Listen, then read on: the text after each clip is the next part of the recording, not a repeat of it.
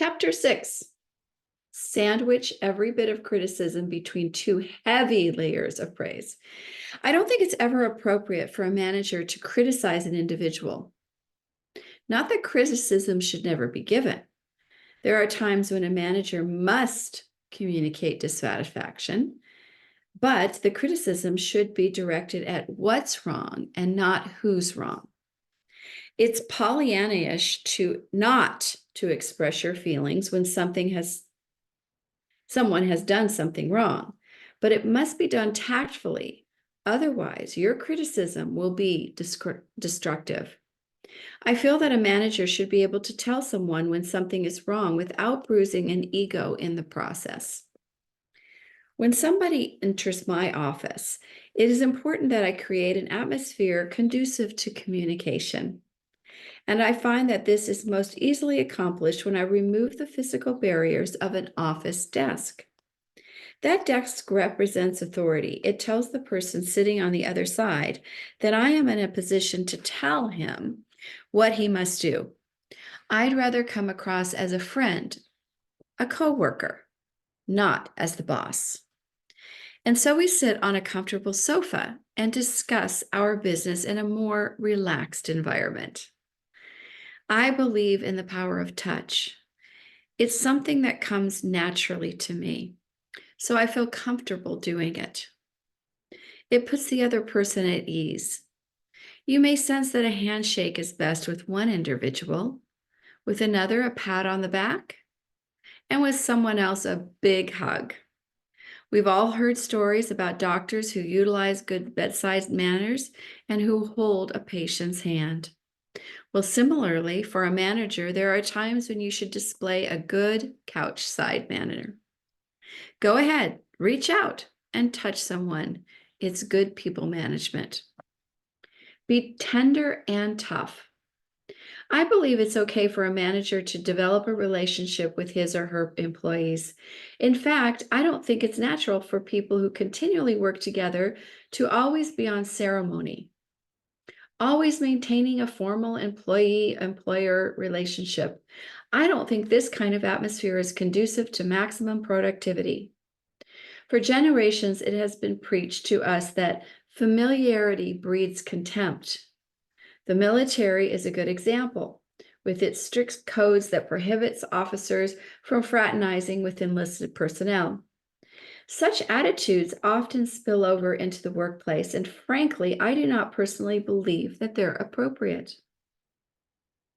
Drawing a line between you and the other person inhibits good working relationships, particularly whenever it's necessary to have a heart-to-heart talk with him or her. At the same time, managers must be strong and speak straightforwardly. If someone's work is unsatisfactory, you can't skirt the issue. You must communicate your feelings. This calls for being simultaneously tender and tough. In other words, you've got to maintain your manager role, but you must have empathy. A fine line exists between being too buddy-buddy and compromising your supervisory status. In a way, it can be compared to a big brother or a big sister relationship, a role that can combine love and compassion, but can also resort to disciplinary action if necessary. In fact, to many of our people, my own image is motherly. They regard me as somebody who cares so much about them that they want to confide in me. Many times I've heard, "Mary Kay, my mother passed away several years ago, and I look upon you as my mother now." And I am very honored when I hear this. Never give criticism without praise. Never giving criticism without praise is a strict rule for me. No matter what you're criticizing, you must find something good to say before and after. This is what's known as the sandwich techniques.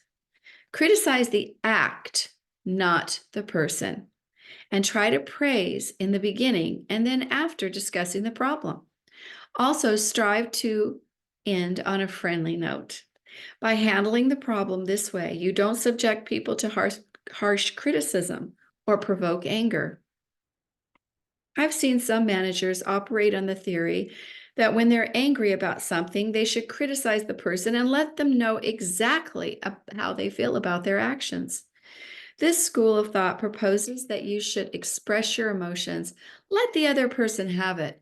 No punches pulled. After the manager has had sufficient time to vent his anger, he's supposed to end it with words of praise, and theoretically, everything will be okay. While some management consultants advocate this technique, I cannot condone it. A person who is treated in this manner will be so shaken by the harsh criticism that he'll never hear the praise, which is so obviously thrown in as an afterthought.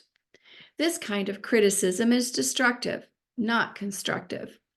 I believe that all of us have fragile egos and that we respond much better to praise than to criticism. A woman, for instance, can buy a new dress that she falls in love with, but let her hear one bit of criticism and she'll never wear it again. I remember buying a pink organdy dress and getting ready to attend a dinner party. I thought it was beautiful and I was pleased at how good I looked in it. My daughter Marilyn had a different opinion, however. "Mother, you're not going to wear that dress, are you?"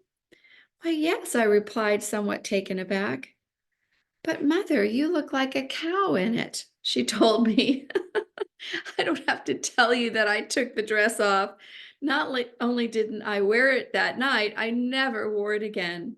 But tell me, "Gee, you look absolutely beautiful in blue. It brings out the color of your eyes, and I'll have a difficult time not wearing a blue dress the next day."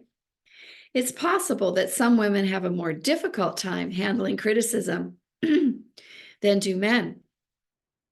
Some just take criticism more personally. In my day and age, a woman's cultural background was different from a man's.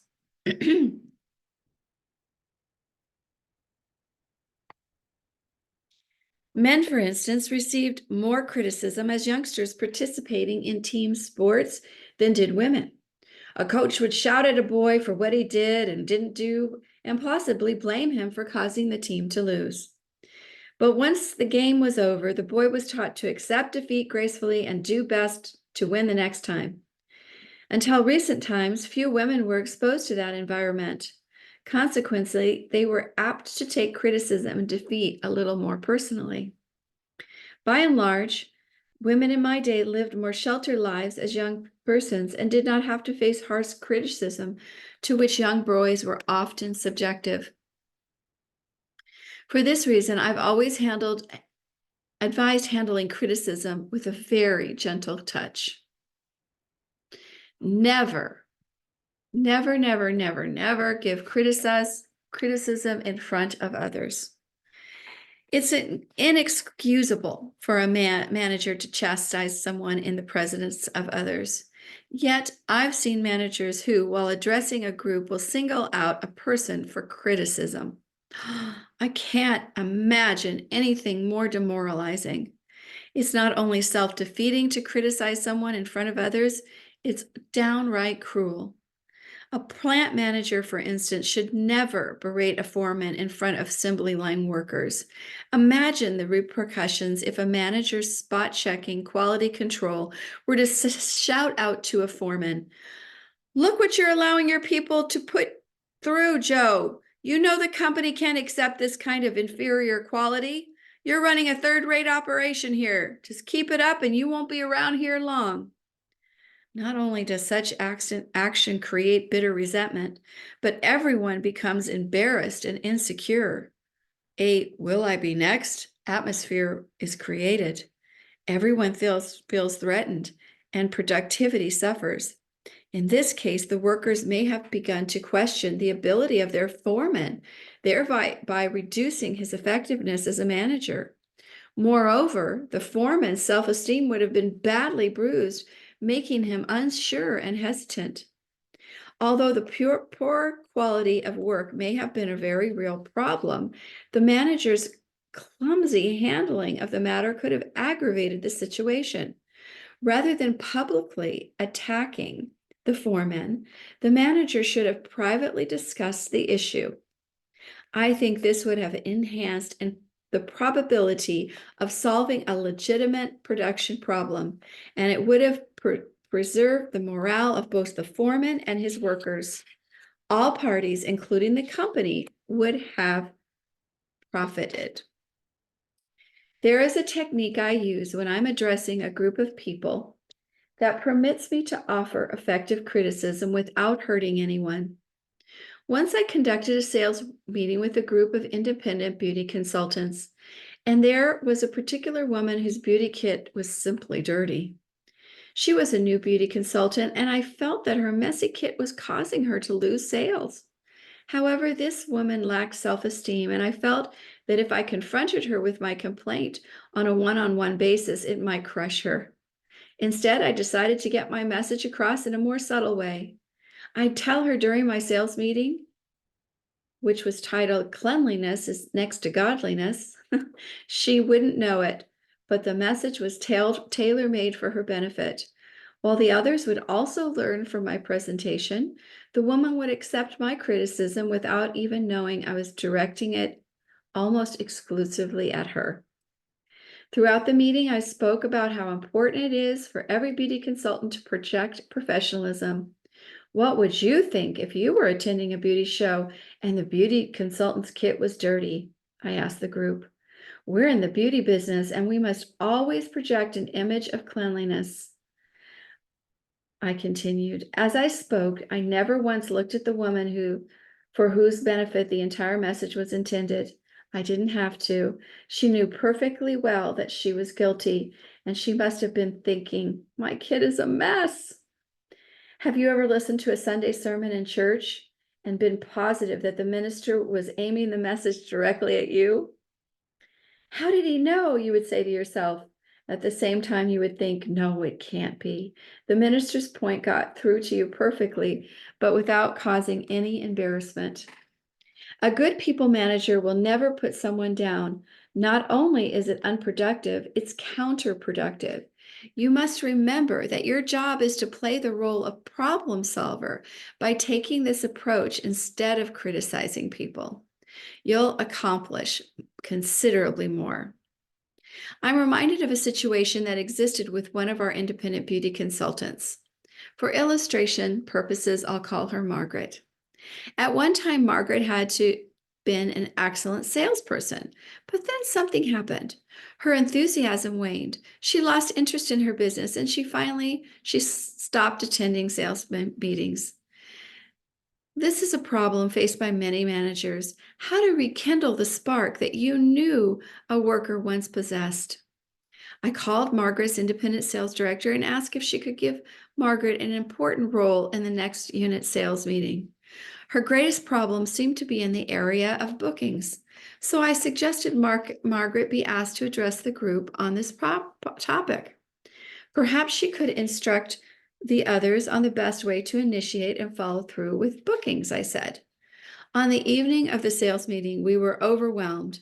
In researching the problem area, Margaret had reviewed and reanalyzed all the principles and techniques she had once used so successfully. She inspired everyone in the unit, but more importantly, she convinced herself that she too could be successful again. When you approach problems in this fashion, first by placing yourself in the other person's shoes and then by working together to solve the problem, you don't have to come across as being harsh. You become a helpful friend. The person feels she has an ally who's helping her solve the problem. When you identify this as your position, your new friend will not only be grateful, she'll also do her best not to let you down. And that's the end of the chapter.